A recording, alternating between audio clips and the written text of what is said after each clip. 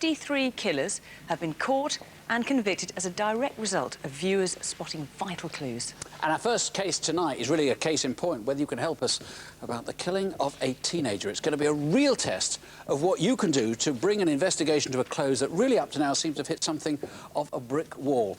These days, this is all that Christine Jones sees of her 18-year-old son, Andrew. This sculpture was made after what happened to him on a Saturday night out in Liverpool.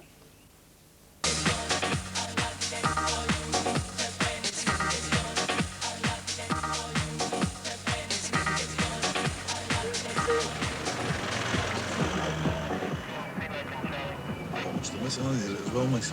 You don't spill it down your shirt like last time, like. Oh, it was a mess last time, wasn't it? You going to the game tomorrow? Yeah, no, yeah, I'm going to the game, yeah. Should be a good game. Something's kicking off there. Let's go and have a look.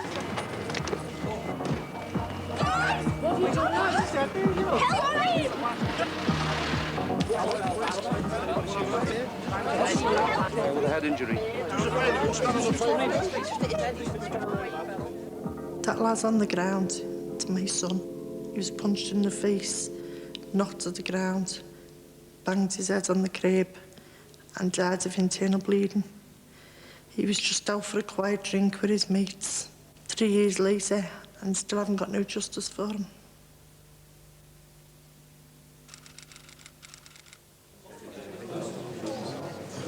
Right, good morning, everyone.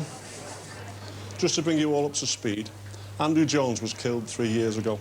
We did get a man to court, but unfortunately the case fell apart at court. We've carried out a major review and we've re-interviewed all witnesses, and this is where we're up to. Andrew and his mates left the Barcelona club about 3:15 a.m. on Sunday, the 9th of March.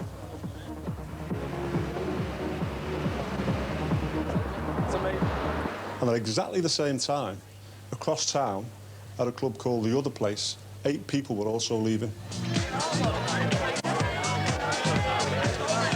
Let's go.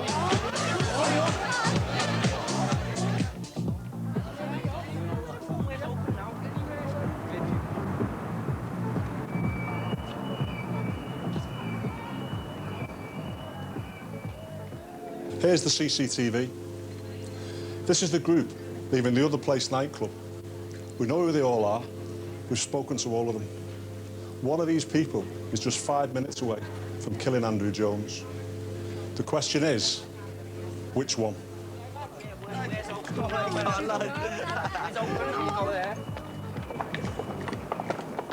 So we've got Andrew and his friend walking along Hanover Street here, and the group of 8 walking along Gradwell Street here.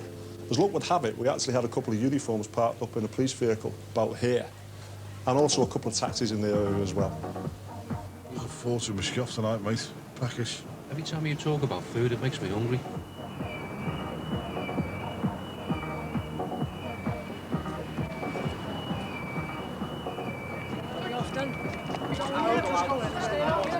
And it's here, near this corner, that Andrew bumps into a member of the group.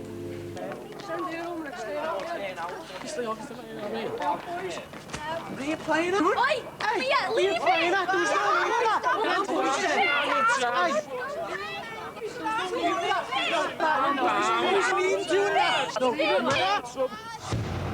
Oh my God, guys! How do you do that? How do you do that? Here are the 8 people who all say they were part of the group. One of these people threw the fatal punch. Let's discount the 2 girls. They say they were looking the other way anyway. That leaves us with 6 people. 4 of these people say they didn't see the punch. It seems they may have been looking the other way too. 2 left. Now, one of these 2 did see the punch. Unfortunately, he said he saw it come from behind him, and he didn't see who threw it. 1 left. Now, this man has consistently refused to tell us what happened. The fellow who says he saw the punch says the attacker was wearing a long-sleeved black top. And we've got a couple of taxi drivers who say they saw the same thing. But here's where it gets interesting. We've actually got 2 independent witnesses, both of whom say they saw the punch, and both of whom say the attacker wore a light-coloured top. So we've got a dark-coloured top and a light-coloured top. It doesn't take a genius, does it, to work out that someone in the group is lying to us. Two of the group ran off in the direction of Williamson Square. Did anyone see them? Why are they suddenly so keen to use a telephone?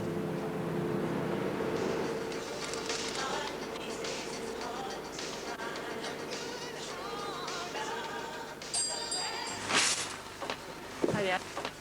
You related to Andrew Jones? Yeah, why? We know who done it. What do you mean you know? We know who done him. It was I'm saying not now. Here, I'll come back. What do you mean? You back here? You see, it's not just the two fellas in the sunbed shop.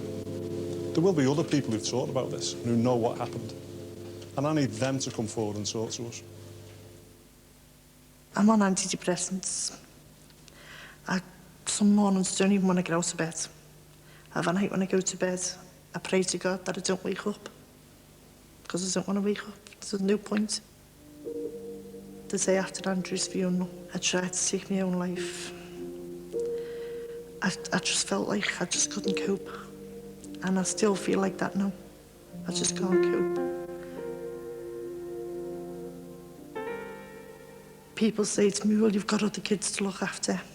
I'd sooner be up there waiting for them to come to me instead of me being down here waiting, watching them go up. This appeal on Crimewatch tonight is my last attempt to get justice for Andrew. So if there's anybody out there, please come forward and help us to do just that. I'm begging you. I'm begging you so much, my arse is aching for you to come forward and help us. Well, hearing Andrew's mum there, anyone who's got half a heart, who's shielding his killer, really has got to think about this and what they're doing to the family. It's 3 years on, but the police aren't dropping this. Now, as things stand, you've got 8 people out there. Someone's dubbed them the Liverpool 8. I mean, I just don't believe that they didn't see it. But if 1, 2, 3 or more of them are having second thoughts and are prepared to speak to you now, it's difficult for them, isn't it? Because they've told you up to now they haven't seen anything. Well, my main focus is actually to catch the killer of Andrew Jones. And through the reconstruction tonight, it may be we jog somebody's memory from the group. It may be they get a pang of conscience. I'd be welcome them with open arms, really, to come forward and speak to us. Now, if they don't, if they continue not to come forward, I mean, presumably, in months or years to come, there's a very serious charge. There's a conspiracy issue here about keeping quiet. There's obstructing justice. There are all sorts of offences people could conceivably be charged with. Yeah, I mean, if I get evidence of any conspiracy, whether it be from the 8 people involved or allegedly involved, or whether it be from people outside that group, then I can assure them quite clearly that Merseyside police are going to follow that up very vigorously. Now, there are people outside that group because they were there at the telephone. They realised they'd done something wrong. This doesn't look like a premeditated murder in any shape or form, so this will have spread like wildfire through their friends. A lot of people will know who did this. As we saw, a couple were trying to split on them quite early on. Yeah, well, the group will have talked about it themselves. I'm convinced of that to each other. The offender will have told somebody, whether it be his girlfriend, his parents, somebody within his family and his group of friends. So I would urge that one of those people or all of those people really to come forward and tell us about it. Well, presumably, some of these people, and certainly whoever threw the punch, will be praying that this dies down. It's 3 years on. I think they'll be quite surprised that you're still pursuing this as vigorously as you are. Well, Merseyside police aren't in the business of dropping an investigation into the death of any individual. And when I retire from the police, somebody else will be picking this up. Are you serious? I am serious, yeah. Somebody else will be picking this up, reviewing it regularly, looking at the forensic evidence. Can we advance any forensic issues? Looking at the witness statements regularly and pursuing it until we actually find this killer. You think you are going to find who did it? I'm convinced we will, yeah. With the help of the community and with the help of the people who are actually there. But you are getting a lot of help from the community because there was a petition, literally, thousands of people signed a petition to get this on Crimewatch. Now, in fact, we were looking at the case anyway, but I mean, sure, we were much impressed by that. You must have been as well. This is an open sore in Liverpool. It just won't go away. Well, we can only imagine what the parents of Andrew are actually feeling. What we can do is empathise with how frustrated they are, and the community are frustrated as well, because they know that we know the group who did this. We just can't prove it against one individual. And the people of Merseyside actually look after their own. So the community is tight on this and is actually with us in solving it. Supposing the guy who threw the punch says, look, this is not going to go away. I accept that. I'll come forward. But look, I punched the guy. That's all I did. I didn't intend to kill him. What's going to happen to him? Well, at the end of the day, I can't say exactly what the courts will do. But certainly, from my perspective, that would be the honourable thing to do. It was one punch. It happened at the city centre on a busy night, on a Saturday into a Sunday morning. And so I would urge the individual really to look at his conscience, to come forward and speak to us. Maybe look at what the Crown Prosecution Service and indeed what the jury will think. Rather better if you come forward yourself. And anyway, we say it again, if you are one of those Liverpool 8 or know them, who they are, what happened, if you've heard about who did it, please give us a call. No act of loyalty to whoever threw that punch that killed Andrew could outweigh the agony that it's putting his parents through. Please, if you know something, tell us, call us here in the studio, or call the Incident Room on 0151 777 8676. And you can see this and other numbers and cases tonight on the website, which is bbc.co.uk/crime.